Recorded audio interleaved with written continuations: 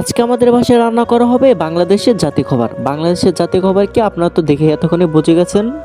আসসালামু আলাইকুম সবাইকে, আপনারা সবাই কেমন আছেন? আমি জাতীয় খাবার বললাম কেন এতক্ষণ হয়তো আপনারা ভাবতেছেন, কারণ এটা কিন্তু শীতকালীন সবজি এবং শীতকালে কিন্তু প্রায় বাঙালি সব বাসায় কিন্তু এরকম ফুলকপি রান্না করা হয়। আমরাও কিন্তু ব্যতিক্রম না, আমার মাও কিন্তু আজকে ফুলকপি রান্না করা হবে, এর জন্য তো আমি জাতীয় খাবার বললাম। এটা কিন্তু শীতকালে সবজি থেকে শুরু করে ভাজি, বড়া এবং সবকিছুই কিন্তু প্রতিদিন প্রায় বাঙালি ভাষায় থাকবেই। মানে শীতকালে যখন এই ফুলকপির সিজন আসবে তখন কিন্তু বাঙালি ভাষায় এই ফুলকপি ছাড়া কিন্তু এক অক্তও কিন্তু মানুষ খাবে না, সব সময় কিন্তু এই ফুলকপিগুলো থাকবে, এর জন্য তো আমি জাতীয় খাবার বললাম। এই তো আজকে আমার মা তো আজকে ফুলকপি রান্না করবে, এর জন্য তো আমার মা প্রথমে ফুলকপিগুলো কেটে নিয়েছিল। আর আজকে ফুলকপিটা কিন্তু অনেক ভালো ছিল, দেখে কিন্তু বোঝা যাচ্ছে, এবং অনেক কিন্তু টাটকাও ছিল। আর দেখতে দেখতে তো সবগুলো ফুলকপি কিন্তু কেটে নিল, আর ফুলকপি কিন্তু ডাটাও দিয়েছে। ফুলকপির ডাটা দিয়ে মিশিয়ে রান্না করলে কিন্তু ভালোই লাগে। এরপর তো আমার মা ফুলকপিগুলো আজকে মাছ দিয়ে রান্না করবে, এর জন্য তো মাছ প্রথমে ভেজে নিচ্ছিল। আমাদের বাসায় কিন্তু যে কোনো মাছই প্রথমে ভেজে নেবে এরপর রান্না করবে। আমি কিন্তু মাছ ভাজি ছাড়া কিন্তু খেতে পারি না, মানে ভেজে রান্না করলে কিন্তু আমার কাছে বেশি ভালো লাগে। ভুনা করলেও কিন্তু আমার মাকে বলবো ভেজে ভুনা করো।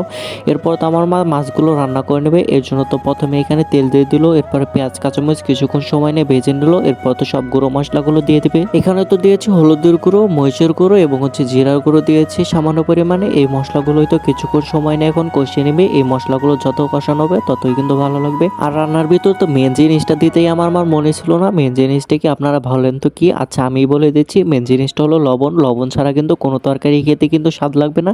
রান্নার ভিতরে কিন্তু লবণটাই কিন্তু মেন। সবকিছু দিলেন, আপনি যদি লবণ না দেয় রান্নার ভিতরে তাহলে কিন্তু আর খেতে পারবেন না। আমার তো আজকে লবণ দিতে মনে ছিল না, এর জন্য কিন্তু পরে লবণগুলো দিয়ে দিল। এরপর তো এই মশলাগুলো কিছুক্ষণ সময় ধরে কষিয়ে নিল, এরপরে ফুলকপিগুলো দিয়ে দিল। এই ফুলকপির সাথে কিন্তু মশলাগুলো ভালো করে মিশিয়ে নেবে। এরপর তো কিছুক্ষণ সময় কষিয়ে নেওয়ার পর এখানে পানি দিয়ে দিয়ে ফুলকপিগুলো সেদ্ধ হওয়ার জন্য, এবং কিছুক্ষণ সময় ধরে তো রান্না করে নিল। এভাবেই কিন্তু ফুলকপিগুলো কিন্তু অনেকক্ষণ সময় ধরে রান্না করবে, মানে 50% মতো হয়ে এলে এরপরে কিন্তু এখানে মাছ দিয়ে দিবে।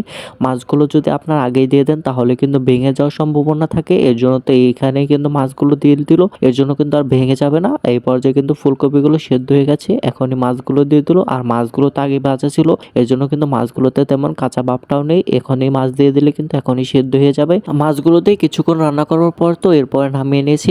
এখন তো বেগুন চপগুলো বানাবে, এর জন্য কিন্তু সিম্পল ভাবে আমাদের বাসায় সবসময় বেগুন চপগুলো বানানো হয়। এর জন্য প্রথমে হলুদের গুঁড়ো, মরিচের গুঁড়ো এবং সামান্য পরিমাণ লবণ আর ময়দা দিল। আজকে কিন্তু আমাদের বাসায় ময়দা দিয়ে এই বেগুন চপগুলো বানানো হবে, এবং চালের গুঁড়া দিয়ে কিন্তু বানাবে না। এবং ময়দা দিয়ে খেতেও কিন্তু বেগুনের চপগুলো ভালোই লাগে। আর আমাদের বাসায় কিন্তু সবসময় তেল কম করে ব্যবহার করা হয়, মানে প্রথমে অল্প তেল দিয়ে প্রথমে আগে সেদ্ধ করে নেবে, এরপর তো বেশি করে তেল দিয়ে ভেজে নেবে। এরপর তো আমাদের বাসায় আজকে সবগুলো রান্না হয়ে গেছে, আর আমি তো রাত্রে খেয়ে নিয়েছিলাম। আজকে সবগুলো খাবারই কিন্তু মজা ছিল। আর এখানে তো বাজি ছিল, এই বাজিটা সকালবেলা ছিল। তো আজকে এই পর্যন্তই, আল্লাহ হাফেজ।